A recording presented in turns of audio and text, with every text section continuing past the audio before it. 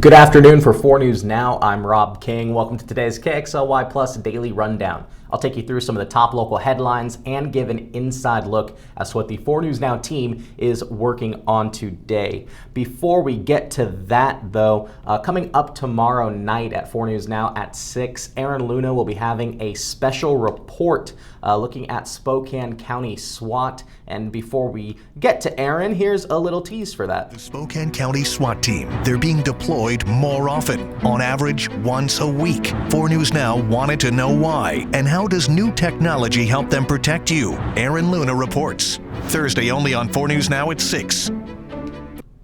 So, the man with more details than the tease, Aaron Luna. Let's go ahead and pull him in. Aaron, how are you? Thanks for taking time before you have to get into work to speak with me.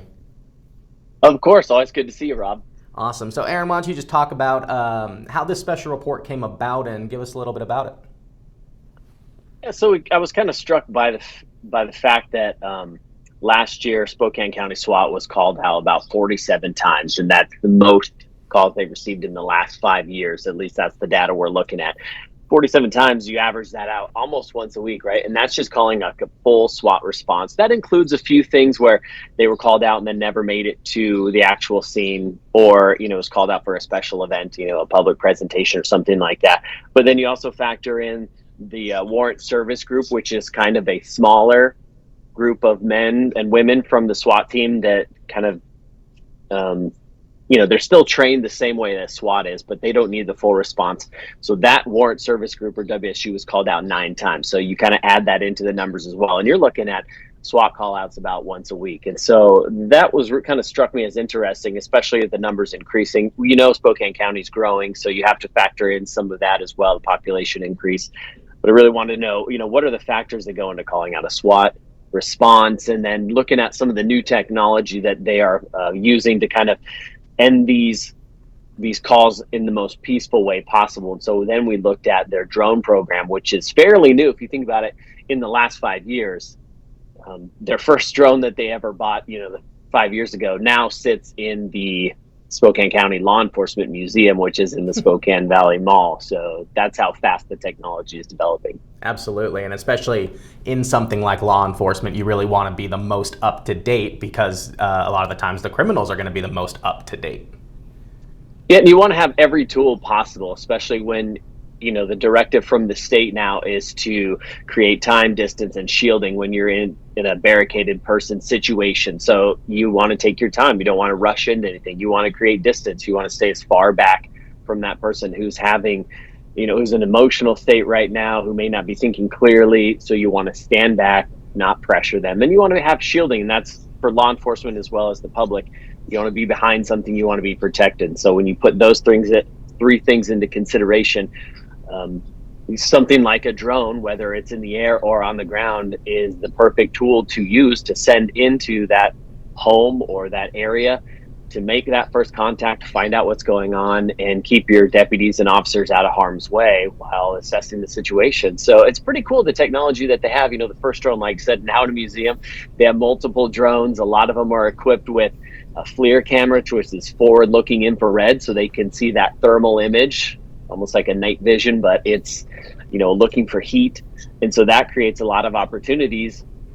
You'll see in the video coming up tomorrow how they search in the pitch black in a forested area for someone who has potentially threatened someone else with a gun. You don't want to send all your officers in walking around in the dark looking for someone who may be armed. Yeah, creating a dangerous situation for them too.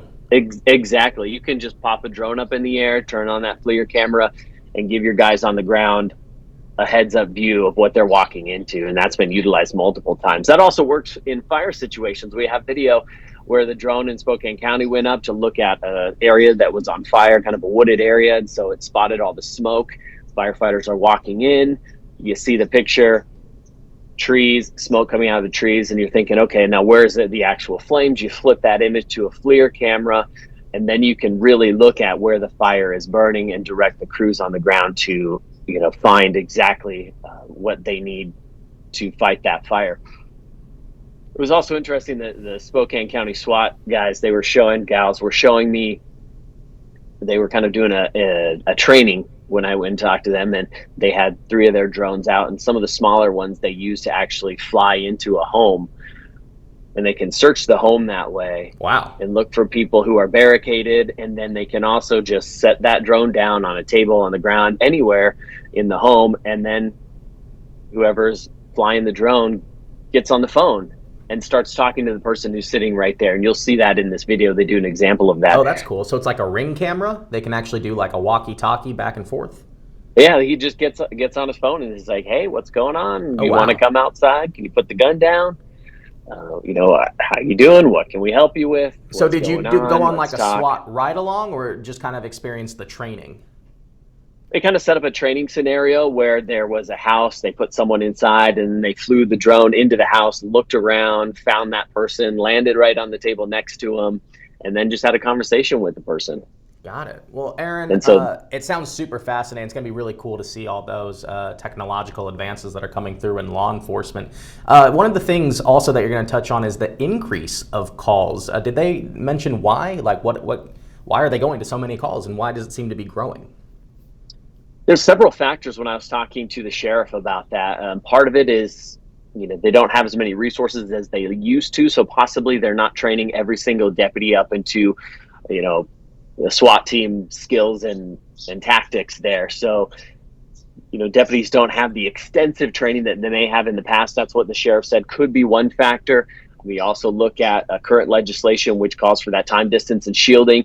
So now they're required to bring out all their resources possible when you have a barricaded person in that type of situation. So they want to put all the resources out there.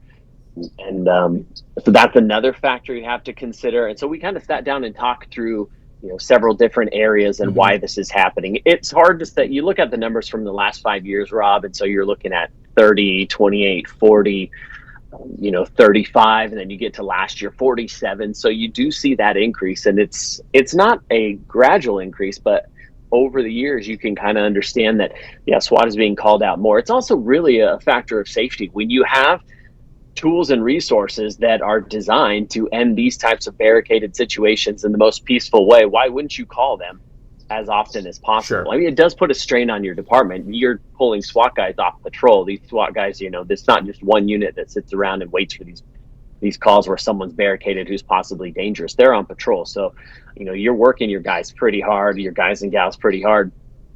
And so that can, put a stress on your department as well. So there's multiple factors that kind of go into that situation. And talking with, the sheriff and a couple of the SWAT commander and one of the detectives, they're also saying there's, they feel as if there's a shift in the mentality of people in the community where they feel as if they don't have to necessarily obey law enforcement commands. And so they would kind of tell you that it's a perception shift that's also contributing to these calls. It's really hard to back that up with data. Sure. In this type of thing, but you're talking to the guys on the ground who deal with this almost once a week. So it's hard to kind of ignore that perception. So we kind of get into all those types of things a little bit in more detail. We'll do that tomorrow in the special report. Got it. Well, it sounds totally fascinating. I'm looking forward to it. Was there anything that you had to cut from your report for time, but it's something that you found interesting or learned? I think just the fact that the technology is developing so quickly. Like they're buying drones 5 years ago. Now they have multiple drones that have multiple capabilities with the FLIR cameras. The small ones, they search homes. One of the guys was telling me that, you can get a little robot with a track, the wheels. Yeah. Kind of like a small little tank track. And you picture like a bomb disposal robot. Exactly. You can drive those robots into a house or an area looking for someone who may be barricaded inside. He says a lot of times those aren't the cleanest homes, so you can't actually get around. So that's where those small aerial vehicles come in. Just so handy because you don't have to worry about the obstacles on the ground. You can, go upstairs, look through rooms if possible. They have special tools on some of them where you have a carbide tip, almost looks like a little helicopter blade, where if they needed to, they could fly up to a window and theoretically break that window so that they can access inside. So they don't have to put someone up next to the house. If they have a suspect who is firing shots from inside, they can use the drone to break the window. What they need to add next, though, is probably like a net gun. Shoots a giant net like Scooby-Doo. Well, we were talking about, what's next, and I think you're kind of on the same track. Like, what happens then? You're starting to incorporate more technology in these drones. The Spokane County SWAT department doesn't have a robot that carries like tear gas inside of a building, but there are robots that do that. They don't have a flying drone that does that either. And so I guess the natural progression, and some people would say, well, it's just, the next step is arming those drones. Sure. And, so you have to ask that question, and SWAT commander told me that's not going to happen. They're never going to trust a mechanical device with something that dangerous. Yeah, something that could hurt someone. That's when you want that human critical thinking. Yeah, and they were talking about, what does it look like if you had drones as first responders? So let's say someone calls in and says, oh, there's, a man with a gun in the park over here. They're thinking, okay, well, what if we had a drone pilot who was stationed at headquarters, but then could launch a drone from, let's say, a fire department or one of, what do you call I can't think of the name for it, but like your remote police station, kind of like how SPD has, one downtown and then one in other areas. So let's just say you precinct. Thank you. Yeah. Gosh, I got you. I couldn't think of it. Or you could launch it from, a county building somewhere else. Sure. And so you get that drone up in the air as quickly as possible. And that drone gets on scene just to give first responders an idea of what they're walking into. Is there something there? Can they see smoke, or what's that coming from? So they're kind of tossing around that idea.